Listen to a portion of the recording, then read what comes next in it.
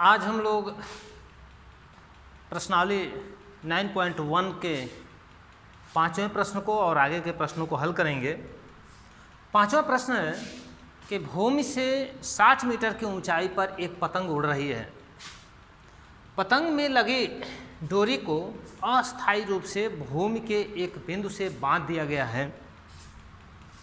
भूमि के साथ डोरी का झुकाव 60 अंश है। यह मानकर कि डोरी में कोई ढील नहीं है, डोरी की लंबाई ज्ञात कीजिए। तो सबसे पहले हम लोग फिगर बना लेते हैं। भूमि से 60 मीटर की ऊंचाई पर एक पतंग उड़ रही है। मान लेते हैं कि पतंग की पोजीशन यहाँ पे है और ये भूमि से 60 मीटर की ऊंचाई पर है।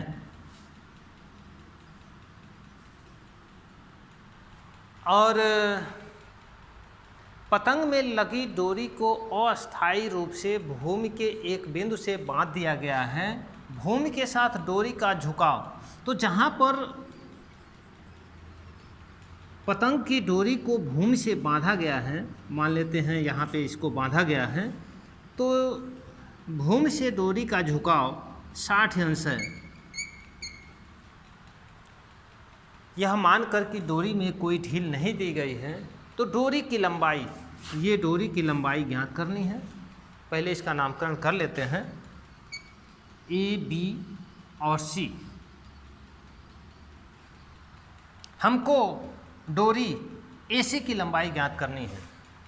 इसके लिए यहाँ दिया गया है लंब दिया गया है, कोण दिया गया है। इन दोनों के आधार पर इस AC का मान निकालेंगे। समकोण त्रिभुज ABC में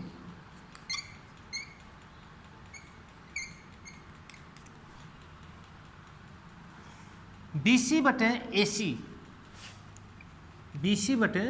AC बराबर ये लंब बटे कर्ण sin 60। BC का मान दिया गया है 60 मीटर, AC निकालना है। sin 60 का मान मालूम है सभी लोगों को, कर्ण में 3/2।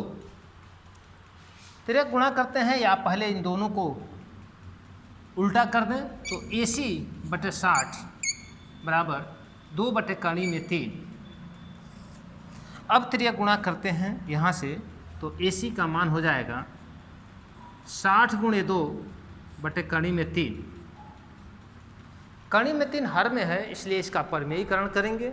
और परमेयीकरण करने के लिए इसी कर्ण में 3 से ऊपर और नीचे अंश और हर में गुणा करेंगे। इसका गुणा कर दें तो ये 120 होगा। कर्ण में 3 से अंश और हर में गुणा करेंगे, जबकि पहले से कर्ण में 3 है उसको रहने देंगे।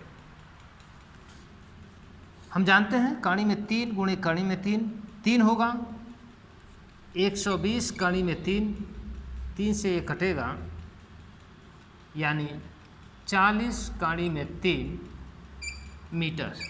यही आंसर होगा, यानी कि डोरी की लंबाई 40 कर्ण में 3 मीटर।